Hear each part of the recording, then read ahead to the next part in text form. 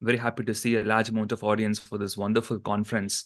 Thanks to Venkatesh sir and Naveen sir for the organization. It's fantastic uh, initiative to take the medical education forwards by involving ophthalmologists and other non-ophthalmologists as well. Because medical education, the passion for teaching is what unites us, all of us together, connecting you all with me. And it's 5:30 here in the morning. So I'm a bit sleepy, but hopefully I'll be able to talk a bit more. So this is going to be the title, King's Crux, My Life for Teaching. I know it sounds like it's like a book title, which I might write 20 years from now. My age is the experience of some of the dignitaries present in this conference today, and I'm honored and humbled to talk on this topic.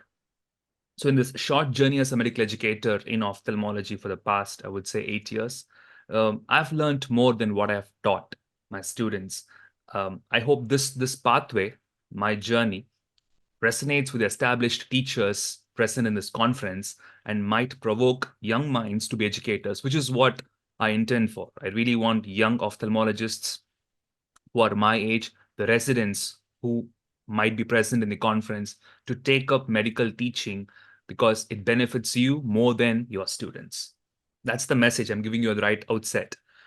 So, like a book which has these titles, I just want to split this talk into these four aspects: the need, the solution, the ripple, and the message. So the message is going to be messages which are going to be scattered throughout this talk.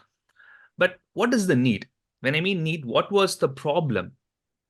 A couple of things. There was a need in the community when I joined as a postgraduate 2016, 8 years back. And there was a need for this free, easy to access, straightforward ophthalmology content for postgraduate aspirants, those are preparing for their entrance exams, and also for beginner level residents in India.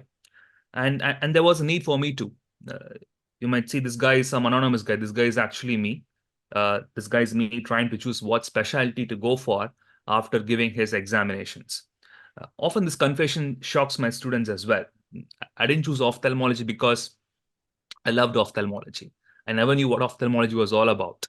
I've never seen a slit lamp before I chose ophthalmology. But in my list of options, the only option which sounded sensible was ophthalmology.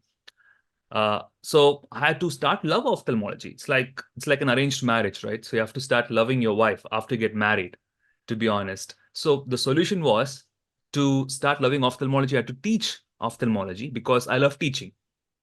So I had to integrate my passion into the profession. And the common solution for both the needs was, how can I combine social media into online education? And that was by creating a YouTube channel, as simple as that. And Annapurna ma'am had beautifully laid out the foundation. She has given us a master class on how to start and run a successful YouTube channel. And I'm really inspired by her work. I'm a huge fan of her work as well.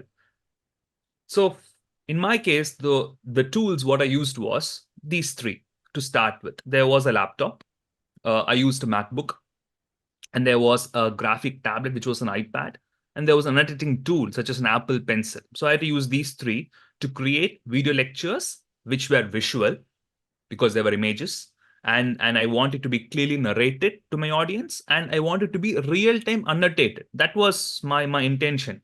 I wanted to combine the best of both worlds. I wanted to combine the versatility of a whiteboard with interactivity of a modern presentation tools. So this was one of the examples. Posterior pole granuloma, and you have a vitreous band which is connecting this posterior pole granuloma to the optic disc. So as you can see that I'm able to write on my iPad and it gets transferred to the laptop miraculously. It got mirrored. It was a eureka moment for me because I tried to find out how this works. But by establishing common Wi-Fi connection, we were able to achieve this. And I recorded this screen, added my narration simultaneously. I was able to create these videos, which I then uploaded on YouTube channel. And it goes by name. And I'm trying to still work on this. And this is the foundation of what I have been doing in medical education.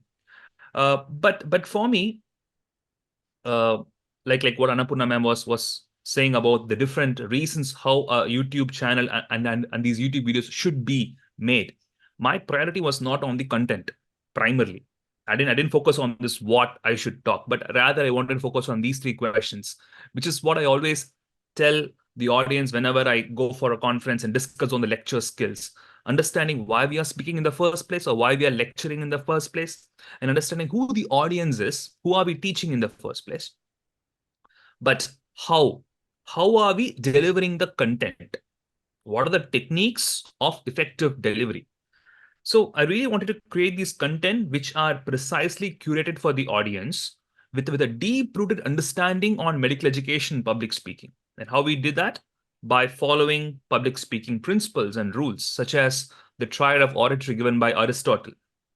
So focusing on the pathos, pathos means engaging the emotions of the audience rather than prioritizing the credibility or the ethos or the logical arguments, logos. These two are important. These two are very important for medical educators and for medical students and for medical professionals. But pathos is what drives home the point, kindles our emotion, and makes the concepts memorable. By using relatable examples like metaphors, storytelling devices, I wanted to create these lectures to make the students more attentive during the classes and online as well, and make the learning a joyful experience rather than really a pain. So what was the butterfly effect? What was the repercussions of this YouTube channel? This is what I really want to focus, because I was really surprised how this can be. The illustrations what I made for videos were repurposed, refurbished as flashcards, which are then uploaded on my Facebook group. And these flashcards have kind of now transformed into these 1 minute short videos. It's like this Instagram reels, like this Instagram generations. I think students these days don't watch these 40, 45 minute long videos. If I'm going to go to my YouTube analytics, it really throws a lot of data. One groundbreaking data, what I found was I make these 45 minutes, 15-minute videos, but nobody watches them. The average duration is just 2 minutes, 1 minute. It's really surprising, but that's the truth it is. Okay. So we have to teach the way the Gen Z learns. That's the message which I just want to share. This was a takeaway from me as I'm still teaching the young medical students in UK. So if they want to learn in a different way, we have to teach in a different way. We can't expect them to learn the way we learned when we were medical students or beginner level residents. So coming to the flash notes, those flash notes became these kind of short notes. The flashcards became these kind of handouts which I made for my trainees at Aravind, and I gave these lecture handouts as a pre and a post lecture handouts for my students, which again turned out to be a brilliant flipped class material, as what Naveen sir was discussing, the importance of having a flipped class.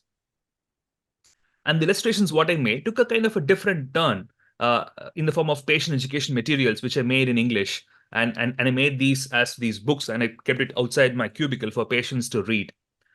And I made this in Tamil as well. And I love Tamil. We all love Tamil. And for the love of the language, I thought, why can't we create something for the residents, the fellows who come from other parts of the country who come to Tamil Nadu to learn ophthalmology? Because we have many eye hospitals in Tamil Nadu. We have institutions of great repute such as Aravind, Shankar Nethralaya, Shankara, and so on and so forth. There are many institutes. We have a big need for for easy to understand language learning course. That was my intention. So I made this lectures, ebook, and audio tape on how to effectively learn Tamil from an ophthalmic perspective. Corneal ulcer is going to be karuvili pun. Karuvili pun.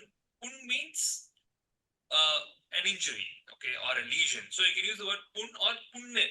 Karuvili punne. Ponne means a girl. Okay, so you should not use the word ponne. It should be punne. P-U. So there is a difference between karuveli punne and a ponne, right? So these are subtle differences which a non-native speaker might not be able to understand, but it is important for us to teach them. And this is the ebook which I made for the same students, residents, fellows who come from other parts of the country. So the message is, I don't have to be a legend in ophthalmology to teach. I don't have to be a brilliant surgeon to showcase what I know. We all can teach what we know. And we all know Tamil, and it is easy for me to teach how to speak in Tamil to a fellow or to a resident from outside.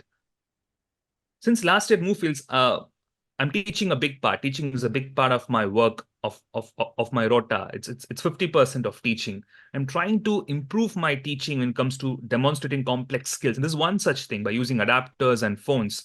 Uh, I'm able to show what the eye doctors are seeing on a slit lamp or on a fundus examination on a small screen and also on a large screen, right? And I'm trying to use the other way. Instead of showing the screen, using the camera of a device, and we can show what it is behind the camera, demonstrating a skill such as how to use an ophthalmoscope. These are all very simple ways how technology can be enhanced, technology can be used to make our teaching better. And my current project is to use mind maps effectively to create an interactive learning experience for my students, both in the class and outside the class, both online and offline. And creating these mind maps really a joy. It's like a Zen experience for me to make these mind maps. And these mind maps really drive home one important point, that we have to make sure that our teaching is evidence-based and scientific, just like how we are treating a patient. And in the clinics, I give these mind maps to my medical students and to my trainees and ask them to go through them whenever we encounter a patient. And who said phones can be distracting? We all hate phones, right? As teachers, we don't want our students to use phones in the class. But the moment I'm going to take a class in my university here in UK, the first thing is all students open up their laptops. Okay, I'm not sure whether they are taking notes or they are watching movies. We're not sure about that, but they want technology, and we have to optimize the technology by making sure that we're integrating technology into our classrooms. So the message is technology helps us teach better, but it is with a disclaimer: only if we don't abuse the technology, right? The social media, gadgets, apps, all these are technology which helps us, enables us to teach better. And we should use them in the right way, not by creating textbooks on PowerPoint slides, such as in one of these slides showed in a conference at Movefields. This is what we don't want. We want to use technology to make our teaching better, not worse. And I want to end with this most important message I learned along this journey. And the biggest message what I learned was, for me, it's the love of teaching which has brought me here, and this is what making me to present at this time. Teaching is my life passion, and I feel that that's the purpose why I'm here, or my ikigai, what we call, and that is important to find our ikigai, that beautiful philosophy from Japan.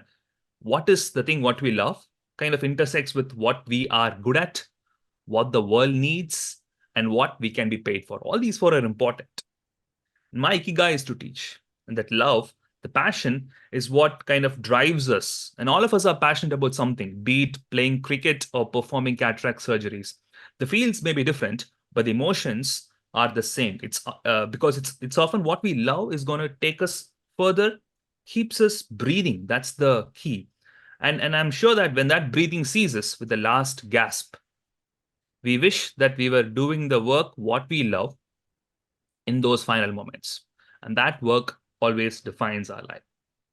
Ladies and gentlemen, let's all teach to reach. Thank you so much for this wonderful opportunity yet again. And thanks for your patience.